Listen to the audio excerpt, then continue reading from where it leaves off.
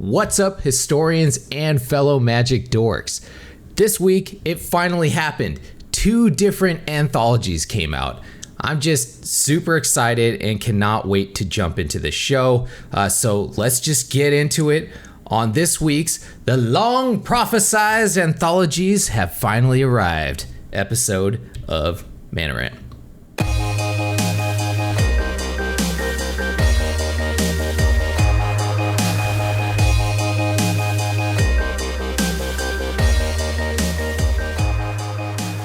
But first, I'm Hoshi, and if Wizards ever lets me make my own anthology, trust me, it will be very thoughtful, carefully curated, and everyone will think that I did a very good job.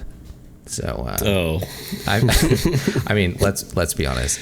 I'd just pick all slivers. You know, seems like the go-to choice. Yeah.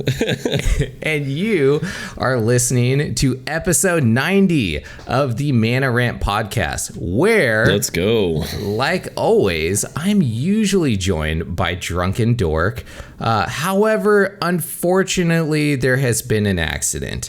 While riding his brand new electric unicycle, he was staring at his reflection in a storefront, probably thinking he looked really cool, when he unfortunately collided with a Seattle-based juggling crew, causing him to once again pull his groin.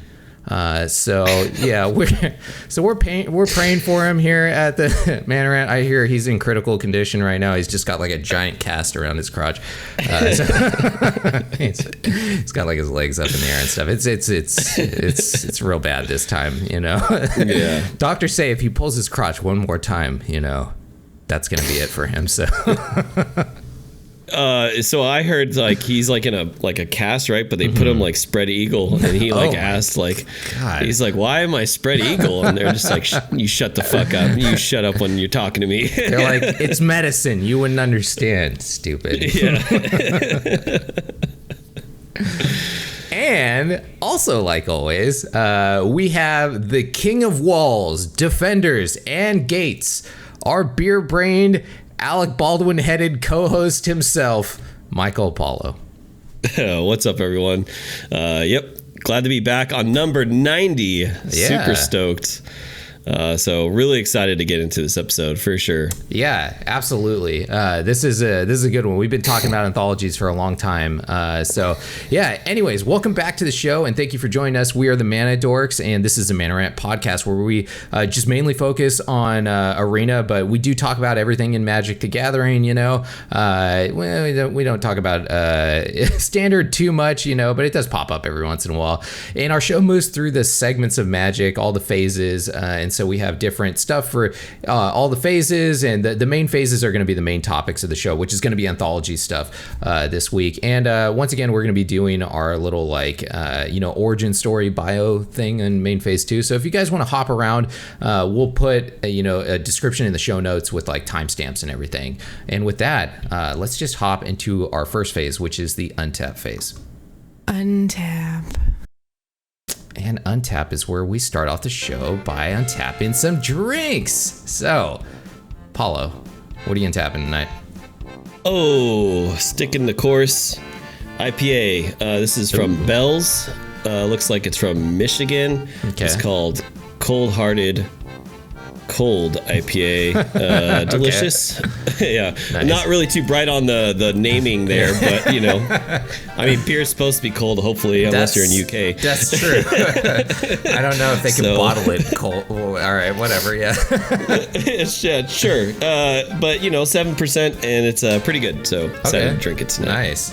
I am having a Russian chata right here. So I think this is a take on either rum chata or on a white Russian, or maybe it's a combination of those two. I'm not really sure. So it's spiced almond milk, maple syrup, vanilla and almond extract, Mr. Black, which is a cold brew liqueur, which is fantastic, rum chata, and whiskey. So nice, sir. Oh, that is That's fantastic. Oh, man. Oh, dang. I was like, that's a lot of stuff in there. We'll see how this comes out. That's great. Ooh. All right. Well, then, with that, cheers, everybody. Let's have a good show.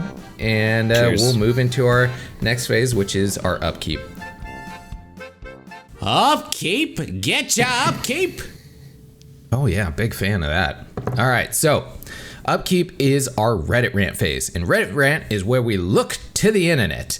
I don't know why I'm pulling out some old-timey voice, but yeah, the internet, folks. We're looking to the internet for people that are ranting, raving, complaining about Magic the Gathering, which is, honestly what I like to read when I go onto these forums. People are constructive and helpful. I don't care about that, right? I want to hear people complaining, and so that's why this is one of my favorite phases of this show. So let's hop right into it. And this week right here we have Robin DeGriffin, and this is on. Hey, did I not screw that up for once? Oh man. Oh, hey, there you go. Yeah, good job. And so you got a name. So this is on the Facebook group, and Facebook is where we get some of the best ones of these. So here we go. I got to channel my inner Karen for this one. Playing against Control wouldn't be so hard if they didn't take, without hyperbole, 10 million years to play a card. It's like playing with Kevin from The Office sometimes. I have 3 mana and 1 card in hand that costs 3 mana, and they've cast a spell which will kill my win condition.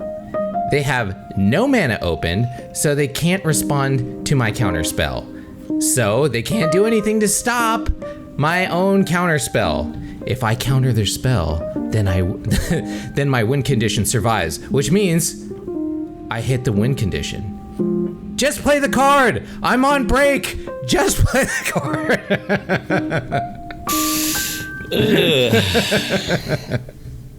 So, Apollo, what do you think? What do you think about Robin? It's a little rant here. The control struggle is real. First off, if you're playing control and you're working, you probably shouldn't be playing control on your break.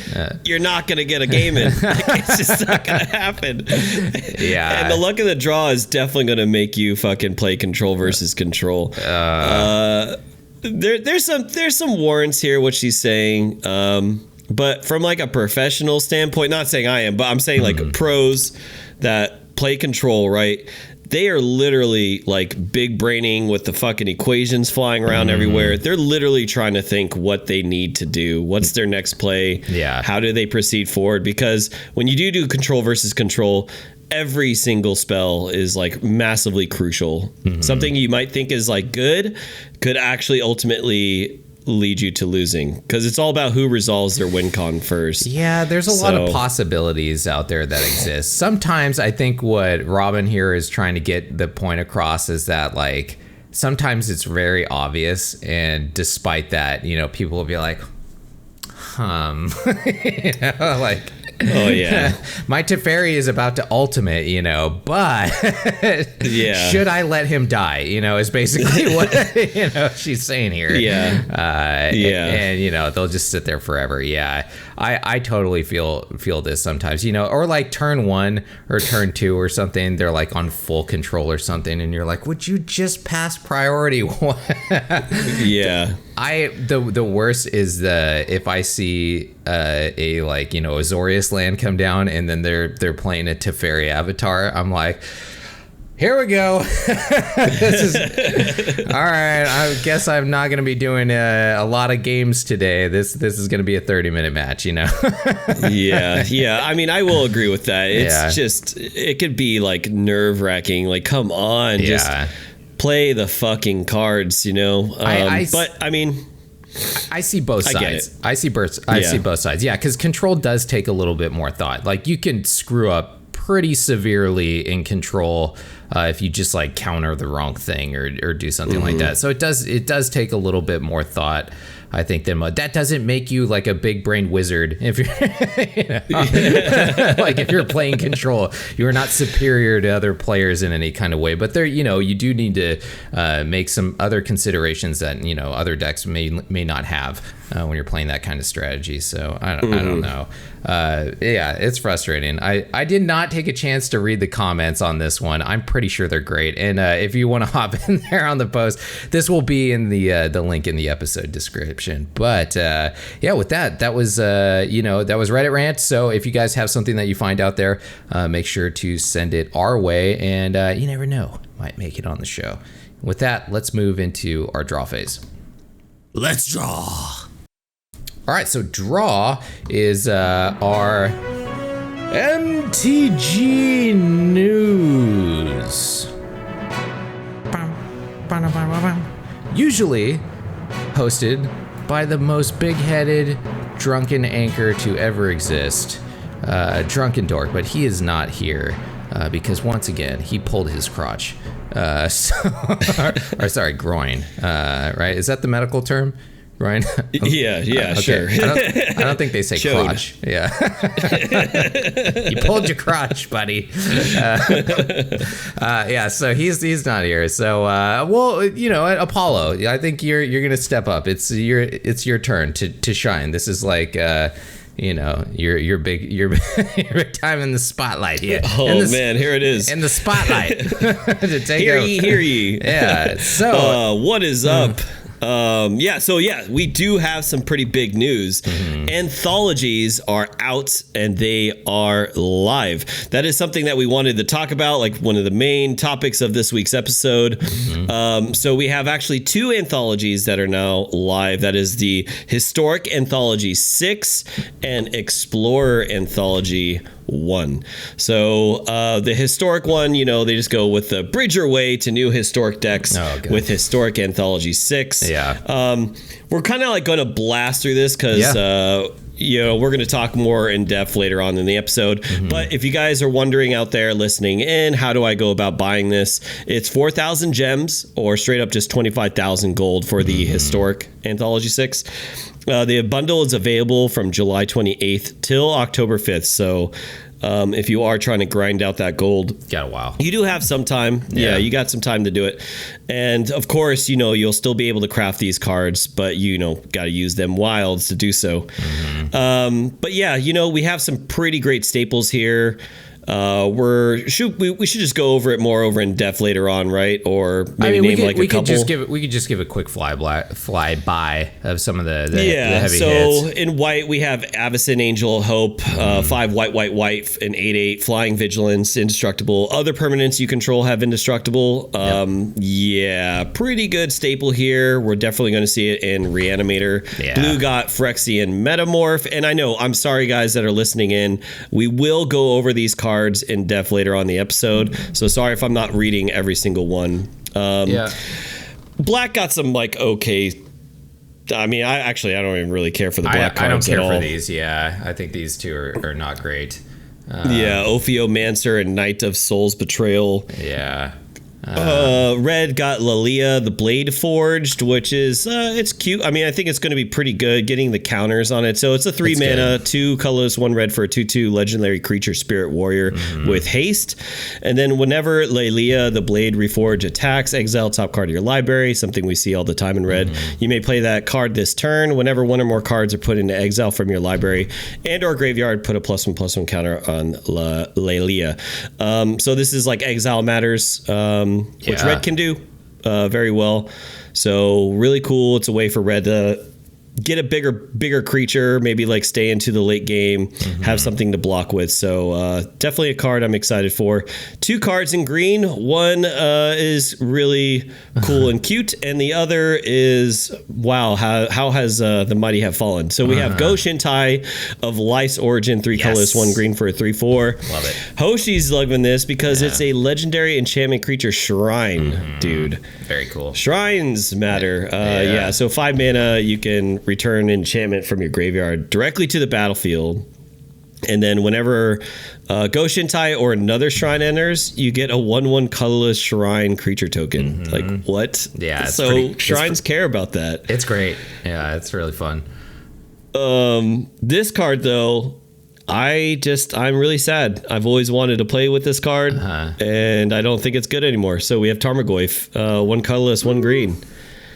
I don't know. I think Tarmogoyf it has so much potential. You know, this might be one of those ones that's really worth picking up with the anthology, because, you know, if they bring in Shocklands or whatever, this thing is going to be, you know, it's going to be really good. I don't think Tarmogoyf's going anywhere, but yeah, it's not the, like, you know, the bomb that it was for a very long time. But yeah, I mean, it needs Shocklands because, like, by turn 2 you can technically have like up to 3 card types in your graveyards, which is a big creature by turn 2. So multicolored, we got Glimpse at the Unthinkable, 1 blue, 1 black. Target player mills 10 cards for a sorcery. This is good for, again, Reanimator, or if you just care about milling yourself. I guess you can do this if you're trying to mill your opponent, but those decks aren't really too viable. So I see this more over for like Reanimator. But a card, oh man, this card is insane. Chalice of the Void is now legal. Double X. I don't know what they were thinking. I don't know what they were thinking. Like, well, what's kill is it, I guess. Chalice of the Void enters the battlefield with X charge counters on it, and then whenever a player casts a spell with, and that's unique to players, so that means it affects you too. With mana value equal to the number of charge counters, counter that spell. So, you know, you pay 2, it counters something, it costs 1. You pay 4, it counters something, it costs 2. So it's a really great sideboard card. It's definitely going to see play. Retrofitter Foundry. I see this going to be broken as like a combo piece, like with like mono brown kind of decks. Like if you're able to create like infinite colorless mana, this thing is going to be insane. Or the thing that untaps all of your your permanents or whatever. Man, I can't think of the name of it right now. There's something that untaps all of your artifacts. They play with it all the time. It's definitely a combo card where it rocks, and then you play multiple versions. You have the Emery. Is it Paradox Engine? Is it Paradox Engine? Yeah, I think it is Paradox Engine, right? Where Emery, you know, it untaps Emery, and then she just keep doing the mocks every time, and then it's infinite at that point. So this could definitely be ridiculous with that. You can make just a giant army in one turn. So again, for those like who aren't watching, it's 3 colorless untap Retrofitter, 2 colorless tap, create a 1/1 servo, 1 colorless tap, sacrifice a servo, create a 1/1 colorless Thopter with flying, and then tap, sacrifice a Thopter, create a 4/4 construct artifact creature token. And to top it off, we got something I think you like a lot. We got the full 10 guilds of pretty much guild gates, but they're indestructible artifact lands. This matters a lot, I think. These are crazy. The fact that they're indestructible, they do come in tapped, which is the major downside to them, but they're indestructible artifact lands. Hell yeah, because that is one of the major downsides of the old artifact lands, is that they were not indestructible. So if you had like mass artifact removal or whatever, or, you know, just artifact removal, like it took your lands out, which was pretty damning, you know? So huge upside and downside to those. But this one, man, I mean, the only downside is really they come in tapped, which, you know, is a pretty significant downside, but I mean, I think the upside's pretty worth it with these. For affinity decks. Especially because, like, affinity has so many ways to have, like, access to colorless anyway. So, just the fact that they're artifact and indestructible is really good, I think.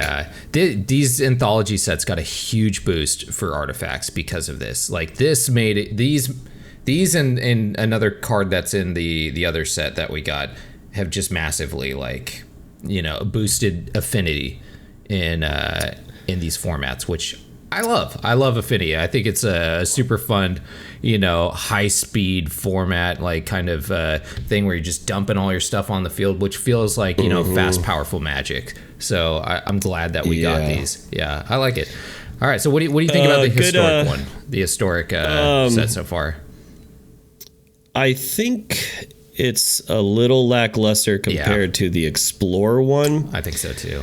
There's definitely some pieces here that I do like. I like Chalice of the Void, Tarmogoyf and Goshintai. Yeah. Again, like Tarmogoyf is just something close to my heart. Goshintai is really like cool and unique. Yeah. But yeah, Phyrexian Metamorph, Avacyn. Yeah, they're going to be good cards. We just got to see like what theory crafting is going to be out there for it to be broken. I felt like this was more of like a Brawl set. Like Avacyn's great in Brawl, like Goshintai, amazing commander, the best commander, I would say probably. Yeah, a little bias there, but I think Chalice of the Void is one of the more like powerful cards that we'll see in historic. That and the lands. The land sets are. I know a lot of people were pissed about the lands because it took up a huge portion of this anthology, but I like them a lot. I think they're something that really boosted the power rating where a lot of this other stuff didn't. Like Phyrexian Metamorph seems okay,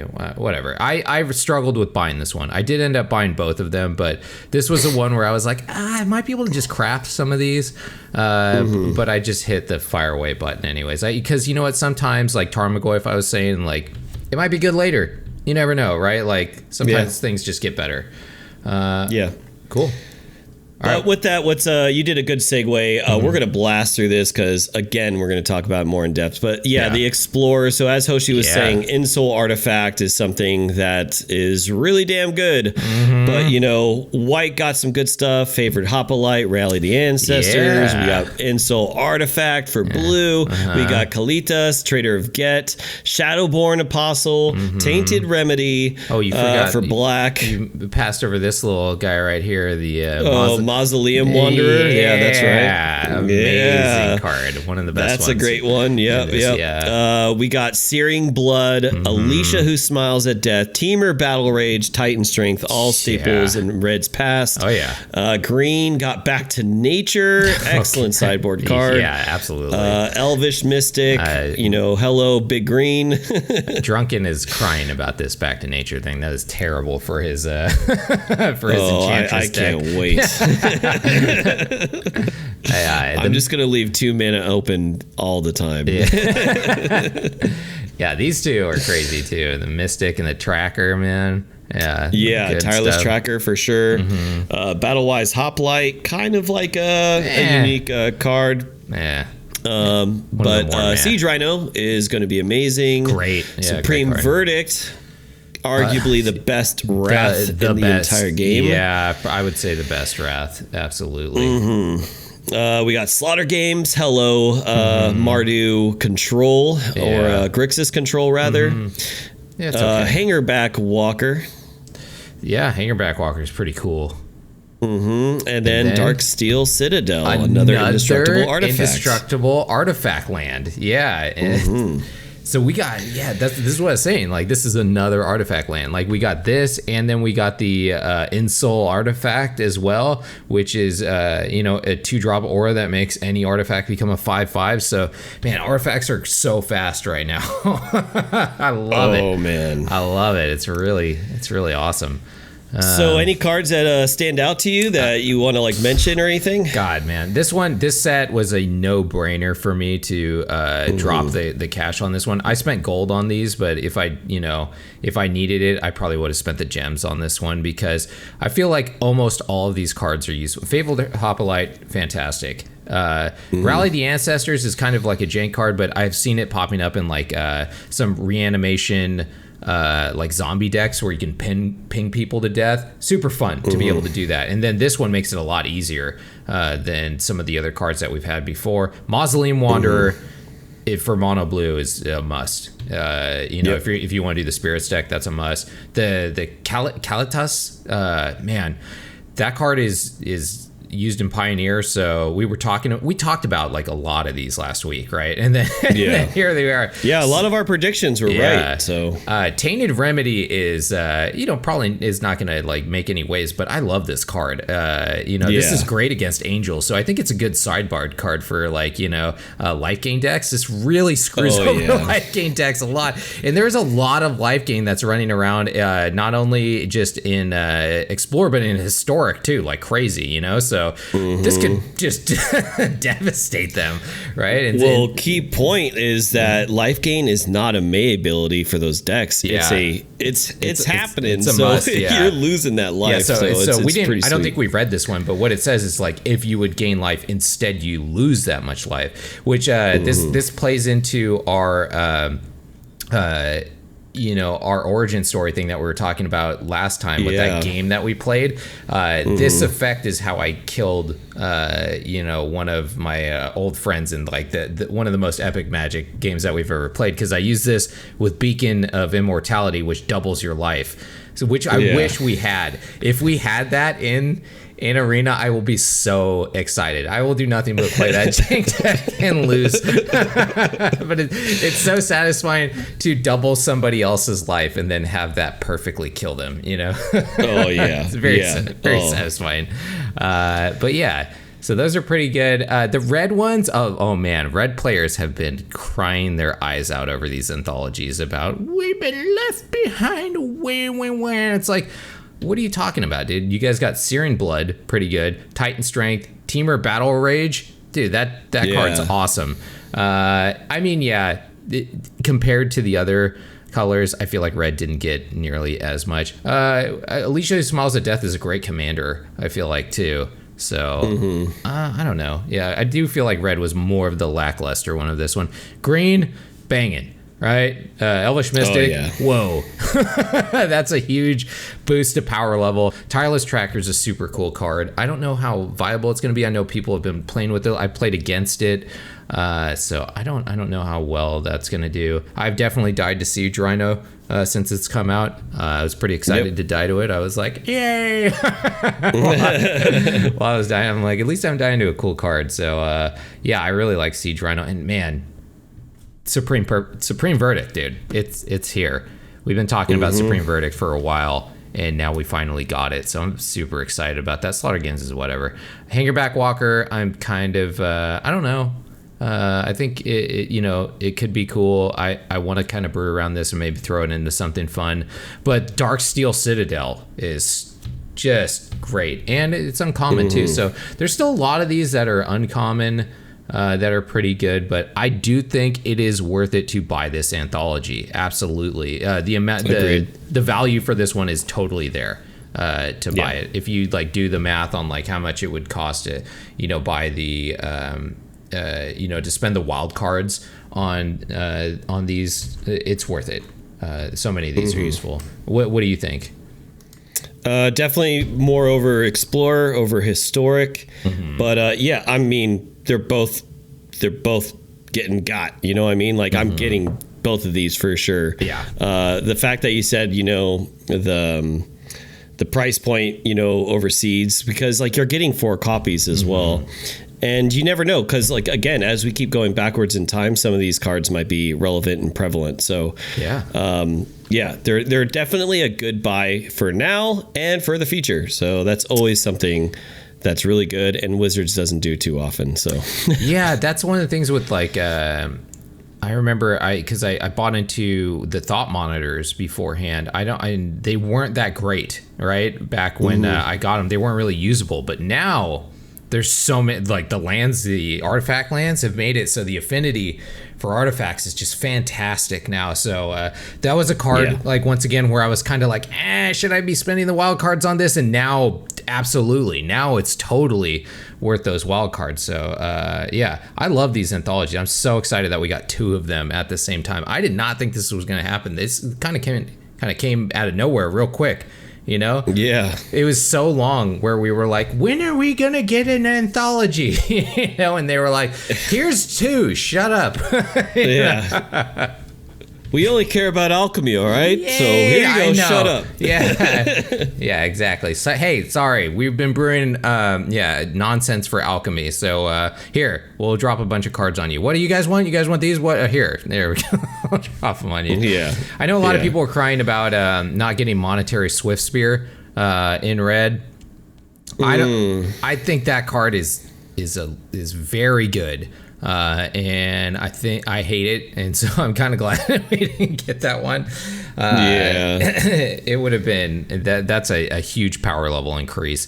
And now maybe it would have got banned. I don't know. I think it might have. I think it might have been too strong for right now, for the power level of Explorer is right now. Yeah, maybe. I think this is a good segue for Red. I don't know why Red's crying. Yeah. Come on, Red.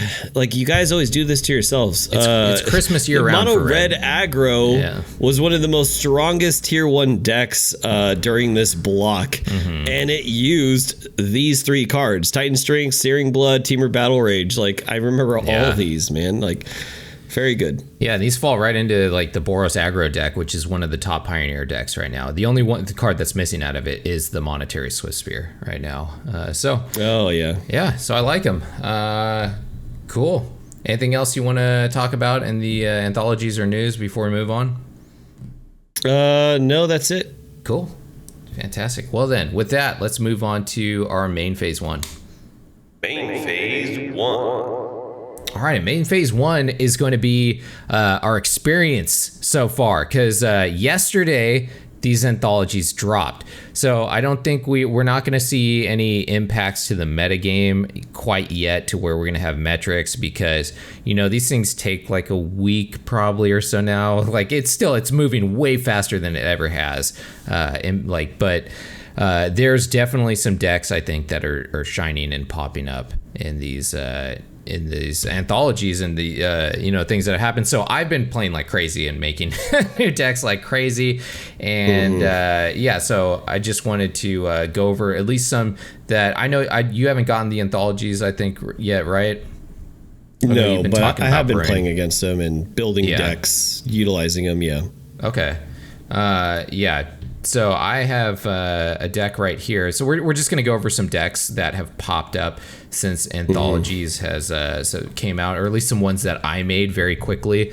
The one that I was most excited about, I think, to start off was Boros, because I love Boros. Like, I'm a Boros player at heart. I do love it. And the Boros aggro deck that exists in Pioneer seems very powerful. And like I said, all that we're really missing for that right now is Monetary Swift Spear. So I just kind of, took my own little play on that. I didn't like just straight, net deck that one. And so I threw in those favorite Hoplites in there, because that's really what this deck was missing in Pioneer, was any powerful 1-drop. We had an okay one, but this deck really felt dead on turn 1. You had to wait until turn 2, maybe, if you got a good 2-drop, So now the deck feels way more fluid with having 4 of these favorite Hoplites in there. We got the Virtuoso now and all this stuff. So the Titan Strength and the Teamer Battle Rage are pretty great. The thing that I did notice, Teamer Battle Rage, I think, might have been better back in the day, because we didn't have Luminator Virtuoso, who already has Double Strike. I found that to be a little redundant in this deck, because he's great to pump up because he has Double Strike and he's like, a one-man wrecking ball. So like, you're like, I guess Teamer Battle Rage can give him trample though, which is pretty invaluable to him. So yeah, that's true. So I had a lot of fun playing this deck, and I played against a lot of other people playing their own versions of this deck too. Have you played against it, Paula? I have seen it around. I've been actually seeing a lot of Boros like popping up, which is good to see, because red white always gets that like stigma that it's like the worst color combination. So it's good to see. I'm really excited. I really like Boros. It's like one of my favorite guilds. So I'm glad to see like it popping up and doing some stuff. Obviously, it just needs to be refined, but I do think it'll at least stay in the meta for a bit. I think so. It's way too easy to just stomp out some wins with this thing. Like, if you catch an opponent off guard, or you have the protection spell or whatever, it's totally viable. The favorite Hoplite is crazy, very good against red now, because he negates all damage if you target him with stuff. So it's just damage. It's not combat damage specifically. It's any damage. So burn damage, whatever. So favorite Hoplite is, he's a great card in this deck. Very valuable digit. Like that one card alone really like pumped up the viability of this deck. And I had a lot of fun playing it. So.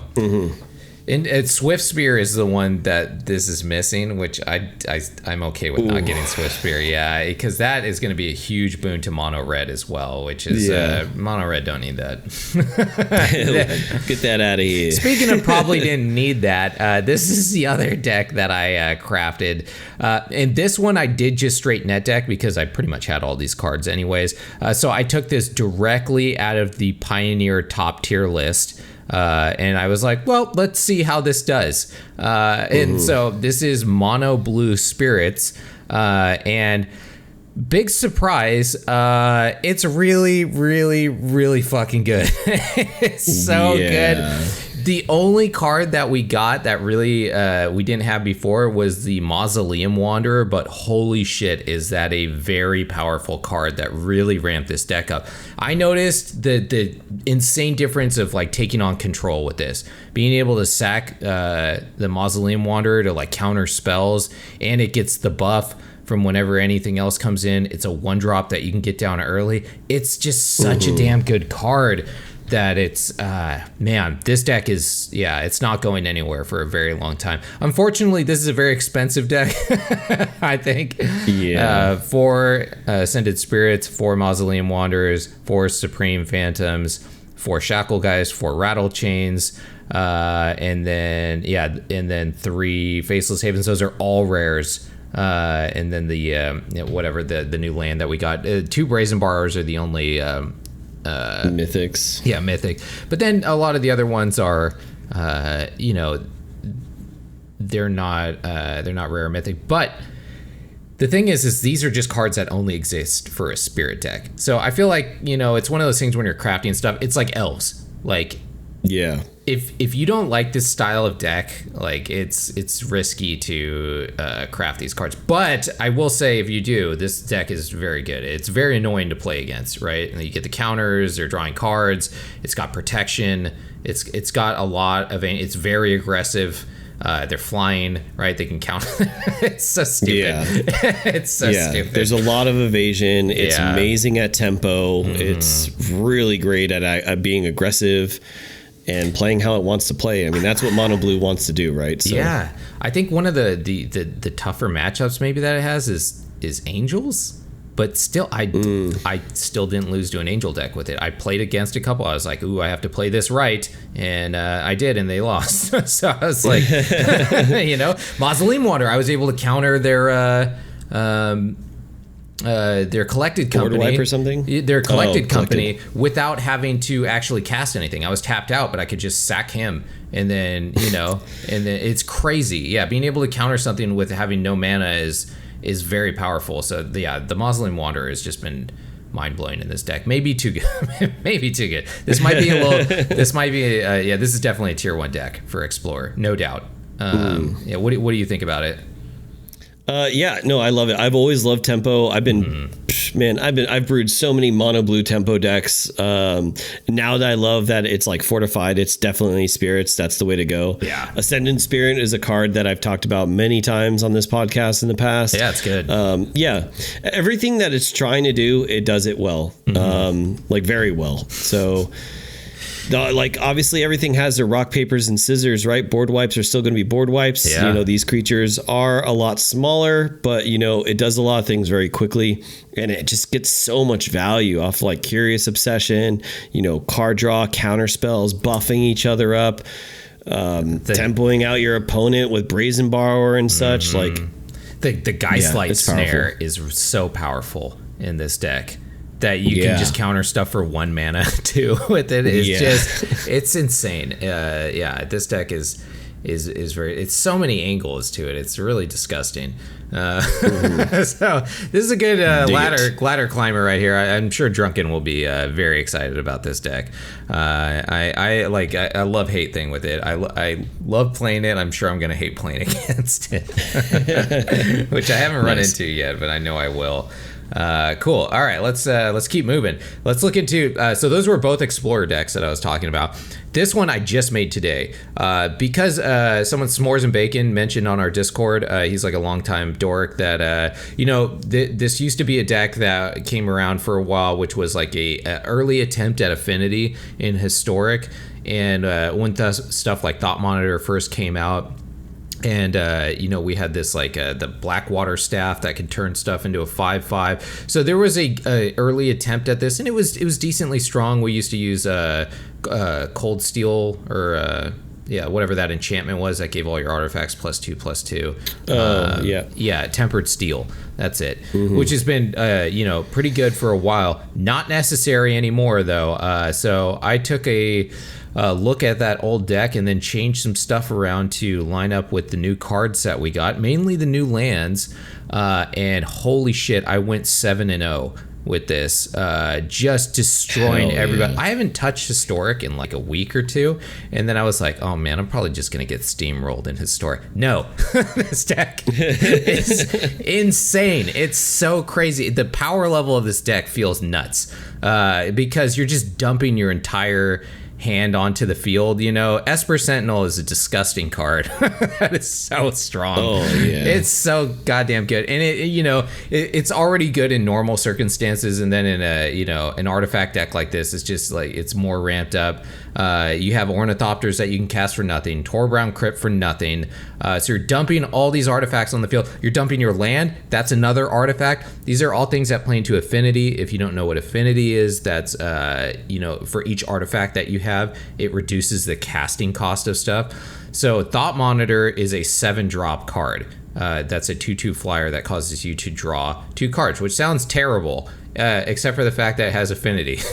So, you can cast this thing for like 1 mana later on, and like just dropping Thought Monitor after Thought Monitor. And then another one that we got back in one of these, I think it was Historic Horizons, was this Nettle Cyst as well, which is a equipment that is also a living weapon. So when you drop it in there, it makes a 0/0 token creature that then is attached Nettle Cyst to. And so it's an equipment that gives it +1/+1 for each artifact or enchantment that you control. So with the lands count to boosting this thing now, Nettle Cyst also just went through the goddamn roof with all these lands and everything that popped in. Moonsnare Prototype is another card that we just got with the Kamigawa release, which is a very good artifact. So this is a new addition to this deck where you can tap an untapped artifact for mana, whatever. So that part's not that it's good because it's just an early, quick artifact drop that you can get. But in the late game, you can also channel it to return something to a non-land permanent to somebody's hand. So that, that ended a game for me where I was like, oh man, how am I going to get out of this? I grabbed a stupid Moonsnare Prototype and I was like, oh yeah, it has this channel ability. Well, that's pretty handy. All right. Well, there went your token and you're dead. So... man, and then of course Portable Hole, and then I put Vault Scourge in there. Some of the decks that I was looking at don't use it, but I think it's such a good card. It's interesting. It's a flyer with the lifelink. You have to pay 1. I don't get why people don't use that. And then we have our new card as well, which is Ensoul Artifact. 2 mana for an aura that turns any of these things into a 5/5 creature, right? Which is just insane. On turn 2, your Ornithopter or your Vault Scourge or your Esper Sentinel, all become 5/5s, and which is just puts insane pressure on your opponent. And then you're just dropping more and more artifacts, and then of course, like, you can sit back with your Metallic Rebukes at that point too, which is a counter spell That also has affinity, basically. Well, it's not affinity. What is it? It's like convoke or something. Improvise. Improvise, which is like convoke for artifacts. So you have to tap an untapped artifact, but that'll reduce the casting cost. So you can reduce the casting cost of this 3 mana counter spell down to 1 by tapping 2 artifacts, and then they have to pay 3. And this is just a insanely powerful counter spell in this deck. And like I said, I just steamrolled fucking everybody that I played with this deck. It was insane. Hell yeah. I did not expect it to do this this well. But what do you think so far of this one? I love it. Insult Artifact is something I used back in the early days when it first came out. Super love this card. I love Affinity. Drunken played Affinity in Modern. Oh, really? And and it used a lot of these like kind of staples, you know what I mean? Like the Steel Overseers, or like cards are obviously more powerful in Modern, but you see like likes of, but like Blink Moth Nexus, I fucking love. I love Volt Scourge. I love the Ornithopters, the Ensoul Artifacts, turn 2 flying 5/5 coming in. You know, you're now on a clock. Yeah. You're on a clock now, you know, like you got to get that board wipe. I have to do stuff. I'm gonna be like, oh shit. I'm gonna be dead pretty soon. I mean, Esper Sentinel's great. Tormod's Crypt attacks, you know, people who care about that stuff. Portable Hole is great. And what I love about Improvise as well is that you can tap the artifacts that are just do nothings. Yeah, exactly. You know? Like you can Portable tap Hole. the Tormod's Crypt. You can tap the Portable Holes. All it cares about, as long as it's an artifact. Yep. Yeah, Improvise is nuts. Just the synergy in this deck is just, it's exploded with this new drop. Like just those lands alone, they made Thought Monitor useful now, you know, or playable now, because he was a tough sell beforehand, because 7 mana is a lot. You need to have a lot of artifacts to make him like, you know, really playable. But then in the late game, when you're just like, Thought Monitor, it's just, it's insane. Like I got board wiped with it too, and I was like, oh, let's just turn Blink Moth Nessus into a into a creature, equip him with Nettle Cyst, and then just like Nettle Cyst is so much better now that we have artifact lands, because before it, like, you know, if you got board wiped or whatever, it just wiped out everything. But now it just I don't know. Okay, I'll stop. After a board wipe, Ensoul Artifact and Artifact land. There you go, swing in. Exactly. I mean, you can't stop me. I should stop gushing about this. I will say the one deck that I didn't get a chance to make yet was like the Rock deck, which I've been seeing a bunch of good versions of this going around, and that was the Tarmogoyf deck where you're throwing stuff in the graveyard. There's reanimator aspects of it. There's a lot of like, you know, targeted removal and mill and stuff in there, and I really like the look of that deck. I know S'mores and Bacon and like a couple other people in our Discord are definitely like brewing around those. They were doing like Tireless Tracker and a couple other builds with these, and so I really want to try those out. It looks super fun, but I haven't run into anybody playing Tarmogoyf yet, which is kind of sad. You know, I figured that that would be like, you know, one of the first bangers. And then the last deck that I've been playing, which is pretty obvious, this is a quick one. I'm not going to go over everything with this, but it's a Historic Brawl, which I love. It's kind of a dumpster fire a lot of the time, but yeah, it was the Go Shintai of Life's origin, which is the Shrine Commander, right? Shrines didn't have a commander. They kind of had an awesome shrine with like Sanctum of All, which is the like all color one, but it's a shrine. You can't use it as a commander because it's a stupid enchantment. You know, so it would have made the best commander if you could have just kept playing that thing over and over again. But no, so Go Shintai is he's pretty sweet. I mean, that the ability for him, if he sticks to the battlefield, he is awesome. To be able to return stuff from like enchantments from the graveyard to the battlefield. I kept returning over and over again Elspeth Conquers Death. Like just removing my opponent's like commander over and over again with him, and it's a lot of fun. And then whenever you cast a shrine, you get more of the shrine tokens, and the more shrines that you have, the more like the shrine abilities just go through the goddamn roof. So every time you cast one, you get more shrines and stuff. So it's been a lot of fun. I really love it. Is it the best commander in Brawl? I think so, but I'm wrong. It's not. It's not the most powerful.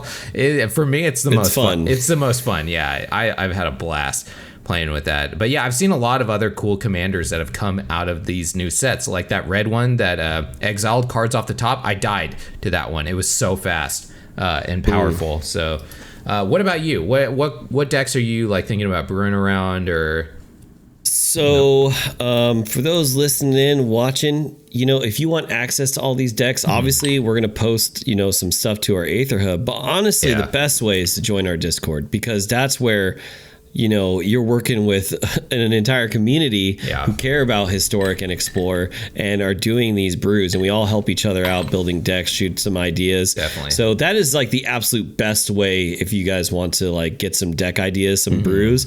But some things I'm working on, like very quickly, Abzan midrange, Jund midrange, big fucking green now that we have Elvish Mystic. So yeah, big green is something, mono brown, utilizing Karn and stuff like that, the bigger artifacts. Being able to go infinite, get like a shit ton of fucking colorless mana and do ridiculous things with them. That Foundry with Ugin. That Foundry might be real cool. Yeah. Oh, of course. And then Ugin. He's a card. And then just Ugin. Yeah, he's a card. He's a card. So Tarmogoyf, I'm going to make a deck. I'm going to, but is the strength level there? That's yet to be seen. But maybe in like an Abzan mid-range shell, that's something I can see, because Abzan mid-range has a lot of staying power. So, the point of like Abzan mid-range is you just drop a threat, and if your opponent doesn't handle it, you win. So and you gotta get rid of my Tarmogoyf. Or Siege Rhino now too, if you're talking about Abzan. Okay, well, all right, fine. You got rid of my Tarmogoyf. All right, Siege Rhino. Good, GG. Like your turn, bro. Oh, what? You got rid of my Siege Rhino? Okay, Kalitas. All right, I have what's her name? What's the green planeswalker? I can't believe I don't remember. Nissa. It's just they're just Abzan has very, very powerful cards. Jund as well. So maybe like utilizing Slaughter Games. Although I see that more in Grixis control. But getting rid of your opponent's stuff, like their win con. That is totally relevant. That can be devastating. Absolutely. But until we get something like Lingering Souls, maybe like a cheaper, more powerful Lily, the 3 Lily. I mean, obviously that's modern, but one can dream. I know. I know a lot of people were hoping for the 3 Lily, and it didn't fall through. Everyone was like, nah. I mean, I've noticed that through every single anthology that's come out, and it's inevitable, because it's like Christmas. You're always going to be a little, disappointed during Christmas because, maybe you just had some weird thing in your mind, that you didn't tell anybody about or something. It's like a self-fulfilling sad prophecy. I feel like anthologies are like that, where everyone's like, well, I didn't get this one weird specific card that I wanted, so this whole thing is shit. I've heard a lot of that, and I'm just like, what are you talking about? This is awesome. There's so many fun, powerful cards that came in with this. I know we were like kind of complaining about it last week, where I was like, is this really the way to go about it, or should we just be doing the full remastered sets and going back like that, and and Drunken was like, no, I want the cards now. I think that this is a better way to do it, and I'm kind of torn. Like, I feel both ways about them. I still want the remastered sets. I want everything, going back to Pioneer, but like at the same time, this is great. This is a nice, fun infusion of cards into the format, So one of the best things that all three of us have said on this podcast, it's the Wild West again. That's my favorite time, because that's where all the brew ideas happen. You make all these decks. Everyone's trying to figure out what the fuck to do, what's good, what's not, doing the cute jank decks, the fucking fringe, the cringe, like everyone's just trying everything out, and it's a great time to do it. So I love it. I love this time of the season. I love like when it's anthology Christmas time, because that's where you can do the most fun, because once it gets down to climbing that ladder, when things start to settle, what works, what doesn't. but I think this increases the number of decks that we're going to see. Like, again, I think mid-range is going to be pretty powerful. I think Reanimator is going to be a thing. Tier 1 maybe not, but definitely high tier 2, for sure. Like, so I'm excited. I'm really excited to see what comes about.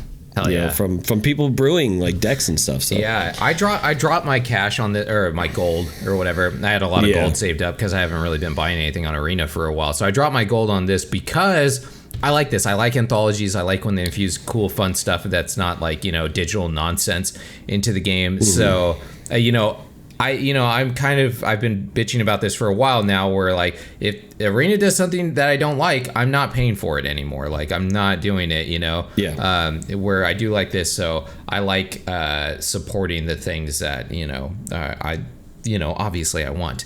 So I bought both of them, even though I kind of didn't want to buy the historic one that much. But I was like, they need to know that we want anthology more. Yeah, they do. Take my money. Take my money.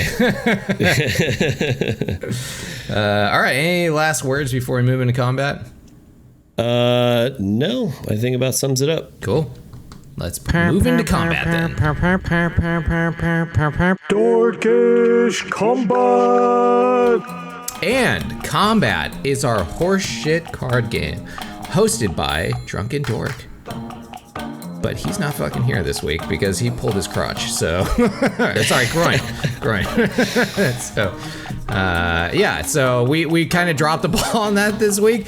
I forgot about the horseshit card game, we didn't get anything prepared, and we needed to film right now. So, I'm gonna blame Drunken for this, for not, first of all, for pulling his groin, and then for not, not preparing anything for us. Apollo.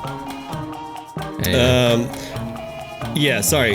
So like my internet just like took a shit, so I didn't hear like anything you just said. Oh, okay. Other than he pulled his groin. Yeah. Sums it up. But I'm assuming you're segueing into something I want to tell about Drunken Dork. Sure, go for it. And that's a funny fucking story because, for a man that thinks he's cool in Seattle, riding his little unicycle or whatever, breaking his groin all the time, what a better way to tell a funny story about him. So there was a time when Drunken and I used to go to Comic-Con in San Diego every year before it became way too cool and popular. All the popular kids are nerds now. Expensive. But one of the last times we went to Comic-Con, I will never, ever forget this. We were waiting in line for like a panel or something like that. And Drunken was wearing, like, he was like in his Hawaiian shirt phase. I don't know if you remember that. He was wearing like his Hawaiian shirt button-ups. And he had like a massive fucking beard. And he had these like big like Ray-Ban sunglasses or whatever. Yeah. And then someone was like, "Hey man, really nice Master Roshi cosplay."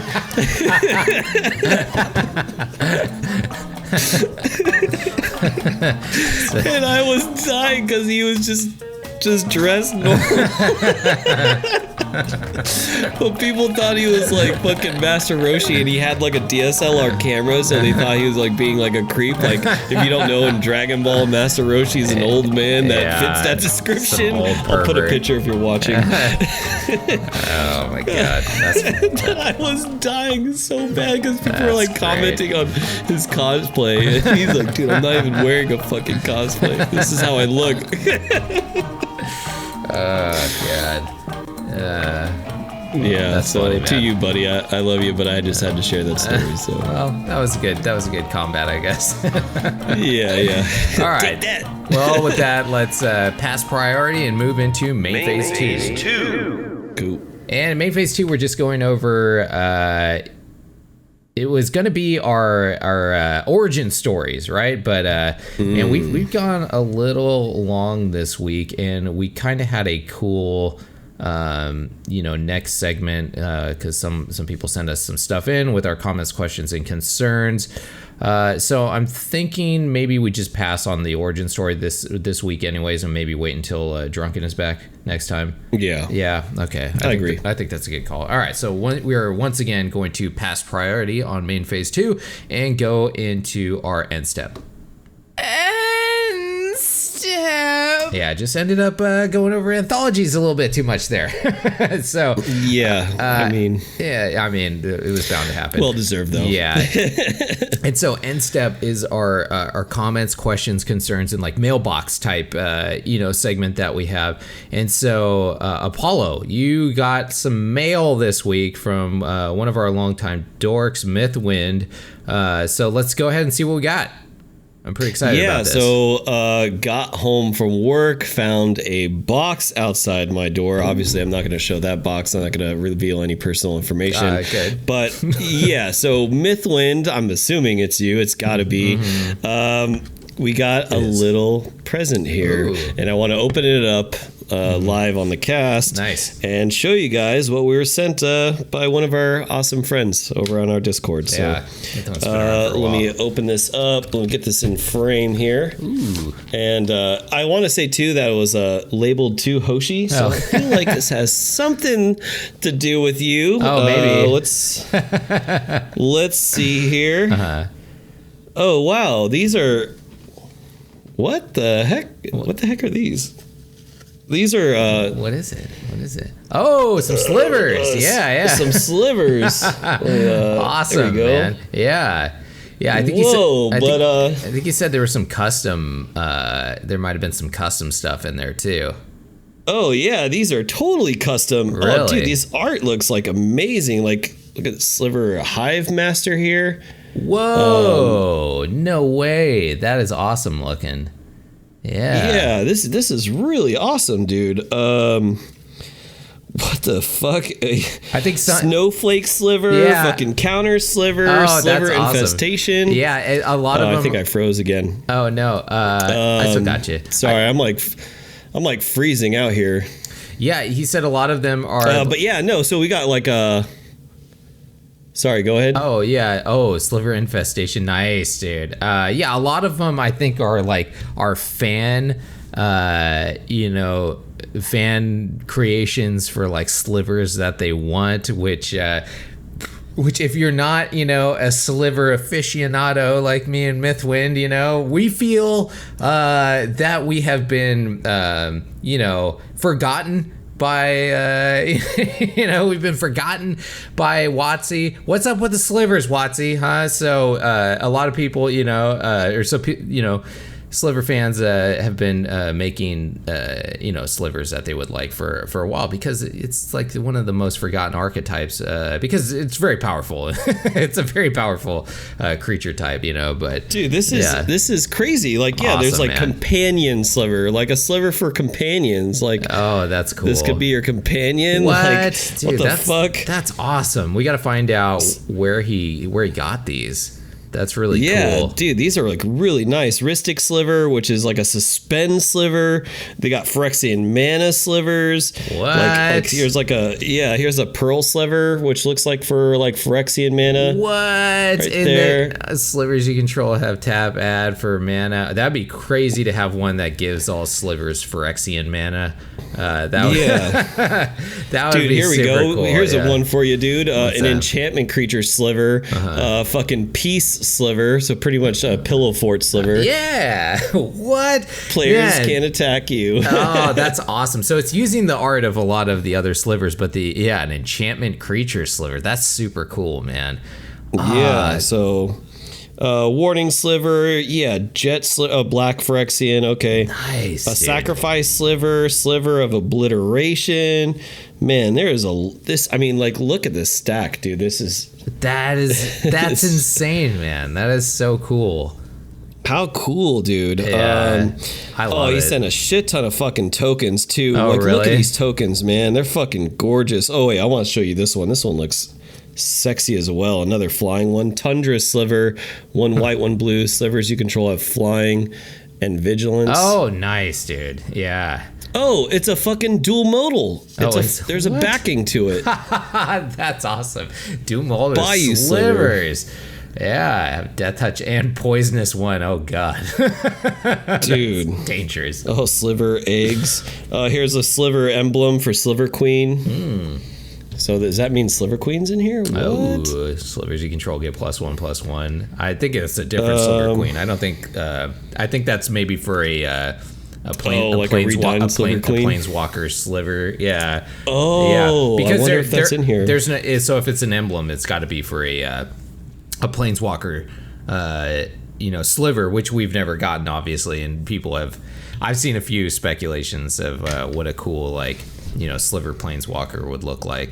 And man, that would be awesome to have a Sliver Queen one. And I think they used the art in there from StarCraft, and that would look really cool, because StarCraft had like the human, insect type person. Yeah. So making like a sliver like that would be like kind of human, that'd be awesome. That would be really cool. Dude, definitely get 2 copies. Definitely. Sliver Queen evolved. What? Look at that. Oh, that looks awesome, dude. -14. Dude. Holy shit. You get an emblem with on each end step. You create a 1/1 colorless sliver token for each sliver you control. That's fantastic. This brings joy to my neglected sliver heart. Just like I said in the intro, right? I'd pick all slivers, right, for the anthology. Yeah. And wow, that is I can't. Yeah, these are really cool. They're really unique. I don't even have words. Yeah, obviously, like whoever made this has like a deep passion for fucking slivers, dude. Because they even made like Snowland for slivers. What? Your maximum hand size is increased by 3, and then it's like a faceless haven kind of. Oh, that's cool. Yeah, Snowland Hive. Damn, dude. Yeah, a lot of thought into these cards. That's awesome. I love it. These are really cool. Come on, Wizards. Thank you, dude. Thank you, man. Yeah, thanks a lot, Mythwind. That was awesome. This was, very, very kind and thoughtful of you to send those in. We definitely appreciate it. And I want to see. I feel more happier about this than Anthologies, man. This is better than Watsy's ever done. I definitely want to see some more pics of those, but offline maybe we'll take a look at some of those. So did we? Yeah, there's a lot to go through. Yeah. Did we have anything else in the comments, questions, and concerns section of our Discord? Let me check. And I don't think we do. Oh, okay. Well, if you guys didn't know, that is a section of our Discord where if you have any, comments, questions, concerns, anything that you want to say to us, we wait to check that until the end of the week to see, what people put in there. Like, you can say whatever, and we will not look at that throughout the week until it's time for the show, and then we'll look and see. So yeah, feel free to add some stuff in there, and then if anyone else wants to send us stuff, you totally do not have to, but reach out, and then we'll if that ever becomes a thing, we'll probably get like a PO box or something like that, but join the Discord. Man, away. Yeah, that's awesome. That blew away my expectations on like whatever. Yeah, that was it could really be. When he said it was like cool. A custom thing, I thought it was going to be like a maybe like a hand painted like sliver thing, not like an entire customized sliver deck like that. That is that's insane. Yeah, wait till you see these, dude. Seriously, the quality on these are amazing. Yeah, that's I was tripping out looking at these. I'm like, are these real fucking cards? Yeah, they look like real quality stuff, man. Yeah, so thanks again to Mythwind for that. And yeah, thanks, brother. Yeah, so with that, let's move into our cleanup phase. Cleanup. And cleanup is just like our social media promo stage. So we have a YouTube where we, have a full show where we show all the decks and everything that we're talking about and all this stuff. And so we got quite a good production value there. And then we're also on all the podcast stuff, right? Spotify, iTunes, all of that. And then we have an Aether Hub as well where we post stuff like the decks that we make. But the main place that we put our decks and just discussions and everything is in our Discord. So if you are looking for stuff, or just to talk or help with anything, feel free to join that. We'd love to have you. It's good discussion. I'm in there all the time, posting stuff and looking at stuff. So yeah, and with that, let's move on to the final phase of the show, which is the discard phase. Discard phase. Drink 'em up, boys. this is it. Discard is where we say our final goodbyes. And then, like psychos, we pound our drinks that we've been enjoying throughout the show, which luckily I'm on something else by now. So, Apollo, any final farewells? No, other than just thanks for tuning in, and please make sure you try to check out our YouTube, because we have like gameplays there, and we got a lot more coming, because like I said, there's a lot of new decks to be brewed, and we want to showcase those off for you guys. So please check our YouTube, and subscribe if you like it, like, thumbs up. It really does help the channel. So absolutely. Other than that, thanks a lot. Love you guys, and we will see you right back here again on Mana Rant. Cheers, everybody. Cheers.